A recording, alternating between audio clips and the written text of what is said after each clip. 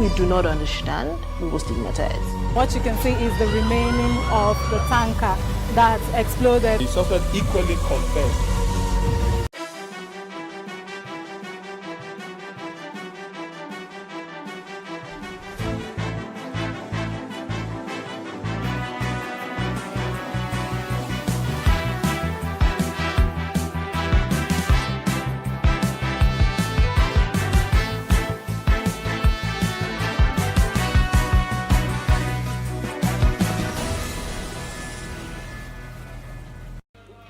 Hello and welcome to What Are You Saying? Hashtag Ways, where we talk about topics in the news as it affects us all. I am Mustayome Saleh, and today I'm joined by the delectable Elsie Godwin and Money. Hey, the money lady. money. How are you ladies doing? Very well. So how am I starting with? See, we have plenty gist for the what's in the news. Should we just be running? Let's go. Hey, we came for them, but this what's in the news is so interesting. So today we're discussing youth and governance. We're talking what's it called, politics, the political play and all of that, and juxtaposing that to good governance. That should we just forget about, should we just forget about what's it called, everything political and focus on good governance? That's the conversation for today. And here's what we found as today's quote: good governance never depends upon laws, but upon personal qualities of those who govern. The machineries of government is always subordinate to the will of those who administer that machinery. And the most important element of government, therefore, is the method of choosing leaders. This is from Frank Herbert. Now, questions around leadership, those able to aspire to attain and to exercise it have captured some of the most vexing and disturbing concerns in Nigeria today, as it did in recent decades. Now, despite challenges we have in the delivery of governance, we are often distracted with political games. Now, so we are asking if it is possible to set aside politics and pay attention to good governance instead. Now, Ibiang Livinus is here to discuss Nigerian youth, and we're saying setting aside politics for good governance. That's the topic for today. But first, we'll do that. Let's take a break to see what we found in this hot news. Each year reminds us that some weeds are beneficial to us and our ecosystem. Humans have used weeds for food and as herbs for much of recorded history. Some are edible and nutritious, while other weeds have medicinal value. Do you remember a small child, or rather as a small child, the fun you had with dandelions? Now, well, these bright yellow flowers serve a purpose. Dandelions are a food source of insect. Sure, it is correctly identified and free of herbicides and pesticides. Research the safe and edible part of each weed and find useful cooking and preparation tips. All right, so which weed are we talking about? It's a weed is something. The truth is, I actually had a doctor, and it was when I was reading this, I just remember that he was supposed to come on Ways. He actually, there's a medical patch, weed patch, so it's very good for people that have very bad migraines. Pain. Then what's it called, menstrual pain and all of that. So So you define weed as well as unwanted plants. Okay, that's what you're saying. That one. Dandelions. Marijuana. This one, marijuana. Oh, it's marijuana you're talking about. Now, dandelion they call them. Oh yeah. Let us move to our story. Okay. Drum roll. Let me start with money, because which one is more recent? Okay. Let's start with Elsie. Yeah. I think we should pull out Elsie's video. Right? Yeah, please pull up my video. Let's just see the video. Yes, if you have the video, please play for us to watch. So anyway, woke up this morning to slaps. And there was a slap. And there was another book is about alopecia. Or is it about alopecia? That is about mental health. The health of Will Smith's wife, and that's the slang you use, which is something like G.I. Joe. Yeah. It is not a new slang, right? Well, and it also relates to a certain movie that she has starred in, where some people are expecting, the kind of movie that you have watched for a long time, but you still sort of feel like there should be a part 2, right? And there's every possibility that that's where he's even coming from with the joke, right? But because some people already know that she has alopecia, which of course I'm hearing for the first time, they feel like, oh, that's just too insensitive. Why would we be making a joke about her health, right? But the bottom line of this conversation is that Uncle Will Smith got up on national TV walked straight to Chris Rock and gave him A dirty slap. I think we need to watch this video. Yeah, they played the video. Hey, Can if we- we can can we- start it from the beginning. That's the video playing. It actually played from the beginning. The annoying part for me is the crying he came to cry on stage. I like so whatever it is, I don't think violence is ever the answer. I know some people are trying to defend him in terms of saying, oh, he went too far, he's trying to defend the love of his life, blah blah blah blah blah. But if you watch that video carefully, Will Smith laughed before maybe he saw Jada's face and realized that the joke is not supposed to be funny. He's a good husband, please. And then he went to slap. And of course others are asking, In a punch here, or this slap, you know what? No, it was a slap. Let's the watch mic. it. Yeah, let's watch it. I love you. G.I. Jane 2, can't wait to see it. All right?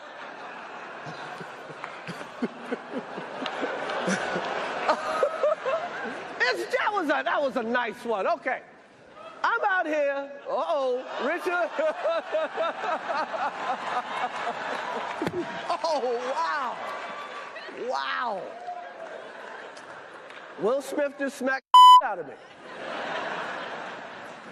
Keep my wife's name out your mouth. Wow, dude.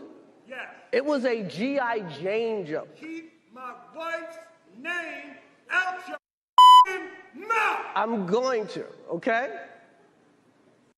I want to apologize to the Academy. I want to apologize to all my fellow nominees. Love will make you do things. Being able to love and care for my mother and my family, my wife. I'm taking up too much time. Thank you for this honor. Thank you for this moment, and thank you on behalf of... Did you hear when Chris had to repeat it? That it was a joke. And he mentioned the type of joke, which I'm saying, it is not a new joke. Elsie, let's look at it. You know, I like to do a 360 on everything. Let's look at it from another angle. You can't just look at it from one perspective. There's a background story to this. Okay. His wife, something had happened some years ago, and everybody had been, you know, telling different jokes. I don't even want to talk about it. Is it the one about the entanglement? Entanglement. What is Chris' business inside? No, because, you see, it's just the sensitivity of the whole story surrounding his wife. So this was just another lame joke to him. Like, you guys, keep my wife's name out of your mouth. I'm not even interested in this joke. And then we also hear that Jada has mental health issues. And you know, in the US... I have mental health issues. No, don't say that. We can't turn away from this thing. No, because this is what happens now. Whenever we want to talk about anything, mental health issue will just come. So all of us will just shut up. I do not subscribe to violence. We cannot have conversation anymore without mental health issue. I agree that the mental health issue is a big deal. I mean, I'm one of the champions and advocacy of having great mental health. But what Will Smith did here, he cannot excuse it with love. Because that's the same way a man can also excuse the fact that he's beating his wife at home because of love. I'm trying to tame her. I love her so much. She shouldn't do this. And it is out of that love that I'm now being violent. Whether it's a man or a woman, you do not have the right to be that violent. I mean, he had the opportunity to speak. He's Will Smith. He should have screamed the way he screamed. Yes, he should have screamed. Yeah. Not even scream. He walked there, right? Why not just speak, collect the mic or whatever, and say something? Just make your speech. Why did you have to go that far? If it was Dave Chappelle, would he have done that? Well, on the flip side, they say that Will Smith was a fantastic actor. That somebody would just laugh, he moved to slap, from slap, he moved to cry. That's why he has the Oscar. The Academy now put out a tweet saying that yeah. they do not condone violence, but they have not said whether they are withdrawing his... I think they already condone violence because there are people who would do that. There are some events that you do that. The fact that you are the one who assaulted someone, you'll be walked out of that event. Yes. Nobody walked him out. Immediately he was called up to take his award. Nothing was addressed until there was an uproar. And then you put out a tweet to say you do not condone violence. Please, how else do people condone violence if that's not you condoning violence? Because he should not have been given that award again. Even if you got the award, you got 5 minutes to cry and speak. Please, let's move on to our next one. Elsie, be calming down. There's another crying, and yes, there was another cry. And this cry lasted for 40 days and 40 nights. Until the whip nuts. Okay, so I cried every day for 3 months. Had therapy to survive NYSC certificate saga. former Minister Kemi Adeosun. So a former Minister of Finance, Mrs. Kemi Adeosun, has come out to reveal how she was able to forge ahead after the NYSC certificate saga. Adeosun said she wept every day without working for 3 months. According to her, everything about her life was at a standstill while she had to deal with shame, betrayal, disappointment, and humiliation. So Adeosun explained that period of life was tough for me. I went to step into the shoes of someone like Ngozi Okonjo-Iweala. So I was under fire from day one, and it looked like things were not working. So Adeosun said that it was sad that she was unable to tell her side of the story and had to resign when she could no longer bear it. So the grounds upon which Mrs. Kemi Adeosun, the former Minister of Finance, resigned from the office has long since raised opinions on the legal implications of her actions, the state of affairs surrounding politics in Nigeria, and honestly questions the rules guiding ministerial appointments in Nigeria. So, ladies, what do you think about the crying? What do you think about the forged certificates? And what do you think about her coming out now? So I took like 15 minutes here to watch that 34 minutes interview. And all I'm hearing is a person who doesn't want to take responsibility for her actions or her inactions, as the case may be. I'm not going to be sensitive to say, yes, she didn't go through. I mean, it can be traumatic because if at that age you're going through that kind of saga and you're someone who has tried to build a life of honesty, it could be a lot to handle. But when she's telling the story, she still refuses to understand the fact that she did not do her due diligence as a person. She speaks about Nigeria like some dismissive role that just came into her path. So I don't even think that a person who is not even passionate about a country like Nigeria should even be the Minister for Finance. So when you listen to her, first, like I said, she doesn't understand her role in all this, and she's not taking responsibility. She's either blaming everybody around her or blaming God, of course, and telling us how the Bible fell on the floor and she saw whip nuts and, you know, things like that. But I think she needs to begin to take responsibility. Anybody can be found in that situation, but she needs to take responsibility because she's not a child. She's not a child. And I was going to say that, I was just going to say with Kemi Adeosun, everybody understands the rules of engagement when it comes to NYSC. So if you were given a certificate, because she mentioned something about an exemption certificate, it was not an exemption certificate that was given to you. You are still talking of the exemption. They gave you a discharge certificate, right? She even said they ways to get it. Do you understand? They went to get it. You said you sat with your lawyers and your lawyers blah blah blah. My point is, Auntie, you have goofed. And just say it and admit it that I have goofed. I am sorry. Then we move on. Just based on ignorance, you know. Why would you base it on ignorance or base it on the fact that you were ill-advised or something? It makes no sense. We can't even really move on. Because the general rule of law is that ignorance is not an excuse. Yes, in the legal, you have committed a crime. And you must do the time.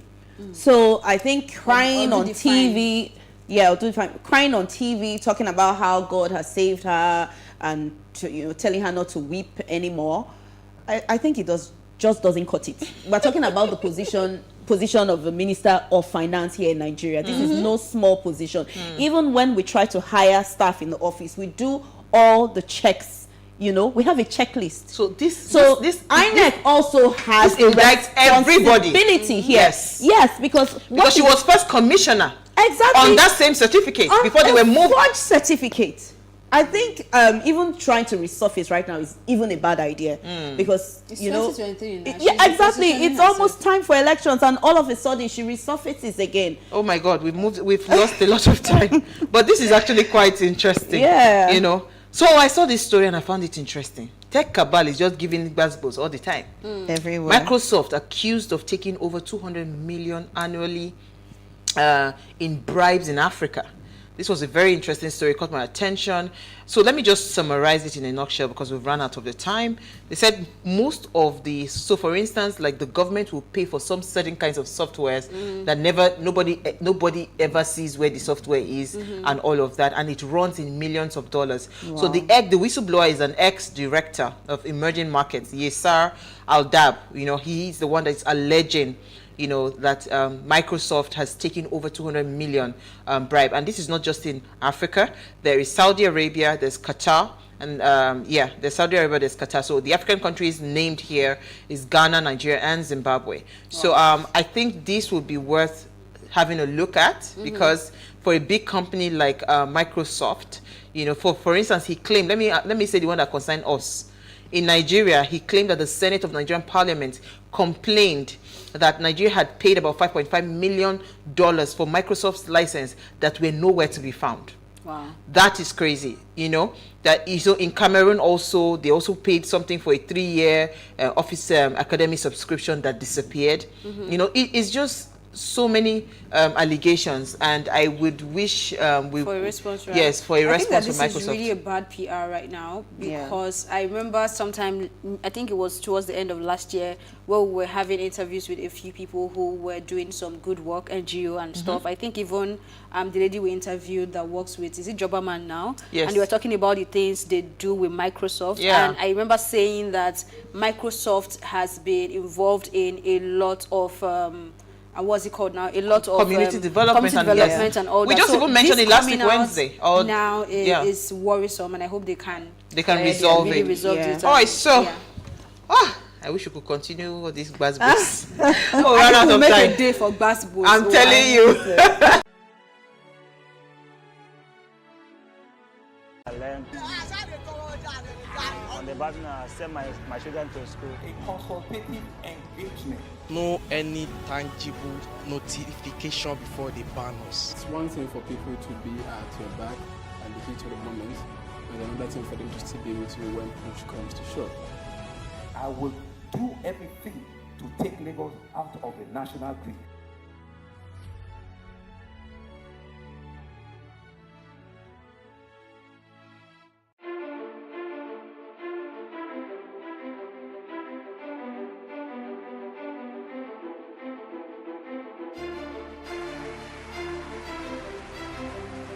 This Medan has been directed to empower 1,000 persons with disabilities in each state in the next 12 months. When I start hearing the shoot of guns.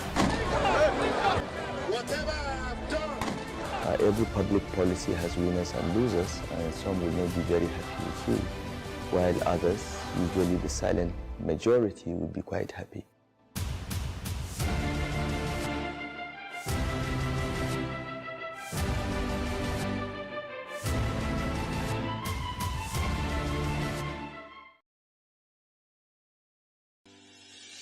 Increase the reach of your events or business services. To advertise on Plus TV Africa, please call 0906 000 5719 or 0909 040 8408, or send an email to marketing@PlusTvAfrica.com. Plus TV Africa. Big stories live here.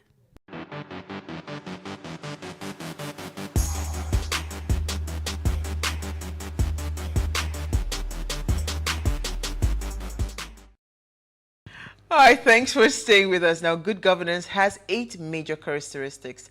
It is participatory, consensus-oriented, accountable, transparent, responsive, effective, and efficient, equitable and inclusive, and follows the rule of law. It is politics, right? Is the activity associated with as that? That's what we need in when all the political play, right, is over.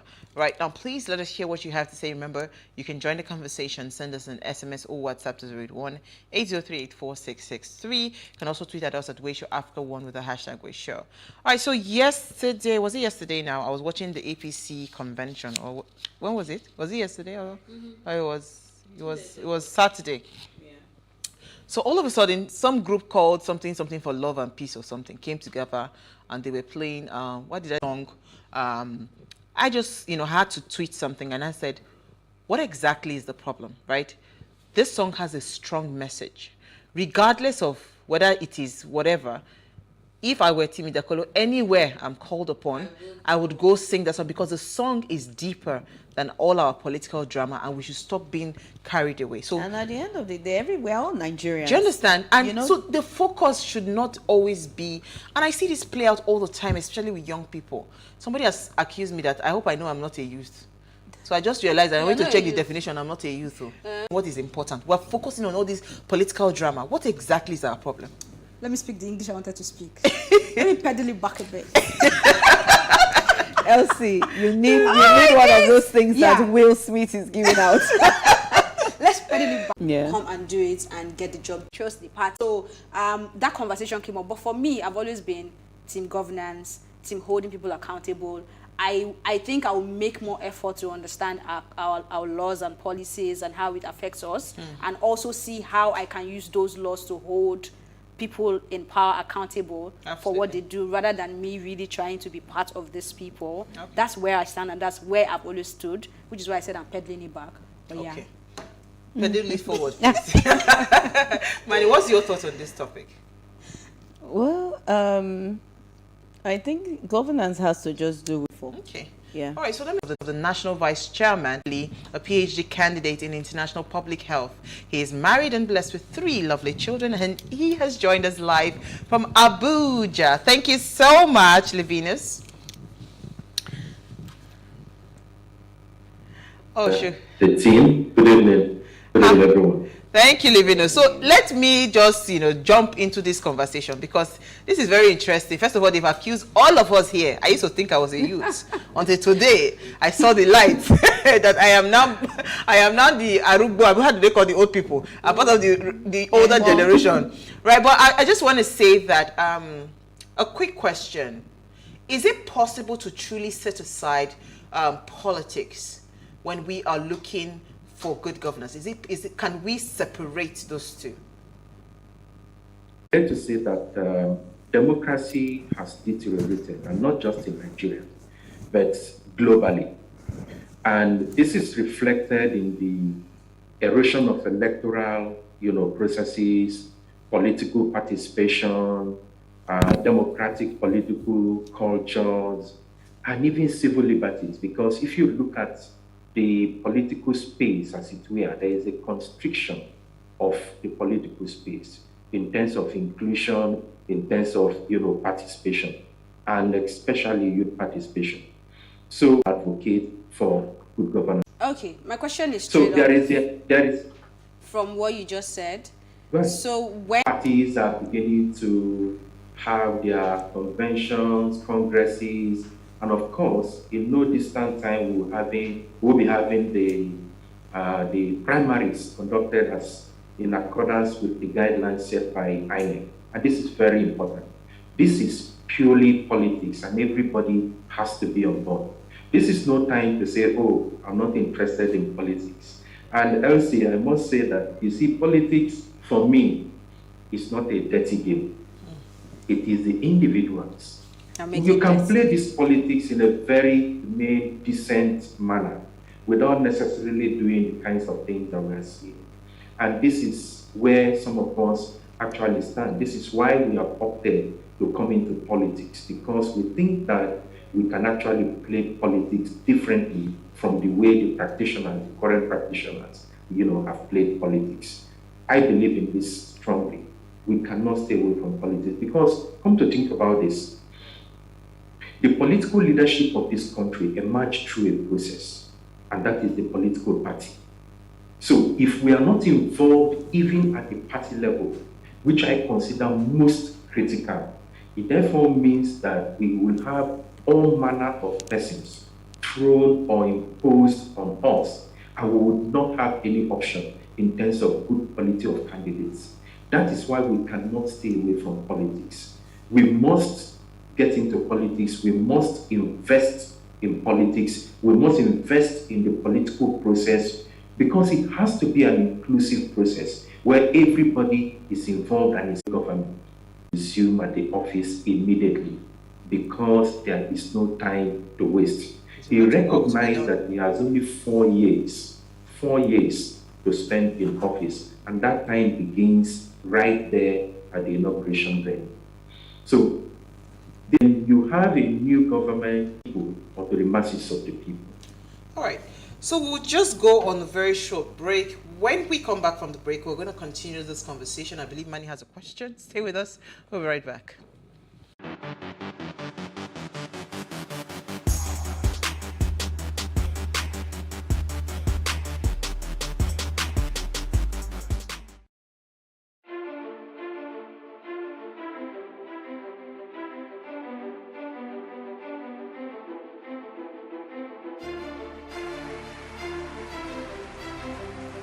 This medal has been directed to empower 1,000 persons with disabilities in each state in the next 12 months. We now start sharing the shoot of gun. Every public policy has winners and losers, and some will not be very happy with you, while others, usually the silent majority, will be quite happy.